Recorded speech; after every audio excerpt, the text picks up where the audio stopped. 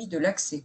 Alors c'est quelque chose, on parle d'économie circulaire qui revient souvent. Et l'économie de l'accès, c'est quoi? Eh ben en fait, c'est juste de louer les objets dont nous avons besoin plutôt que de systématiquement les acheter. On n'achète plus les objets, mais on paye pour son utilisation, donc on paye pour accéder aux services rendus par les objets. Cette économie, elle est très développée depuis plusieurs années au sein des entreprises pour tout ce qui est marché des photocopieurs et des imprimantes.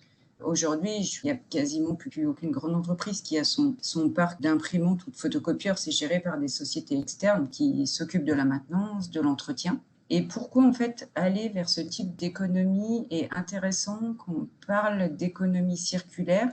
En fait, c'est tout simplement parce que ça va favoriser en fait la durée de vie des objets et des biens. Alors pourquoi? C'est très simple en fait, parce que l'entreprise qui loue typiquement les photocopieurs, en fait, elle n'a aucun intérêt à ce que ça tombe en panne. Donc, son premier intérêt, c'est à ce que ce bien, il dure le plus longtemps possible. Donc, il va l'entretenir régulièrement, il va faire de la maintenance préventive pour éviter d'avoir une panne. Et du coup, l'objectif, en tout cas la plus-value de ce type d'économie, c'est que ça va augmenter la durée de vie des biens.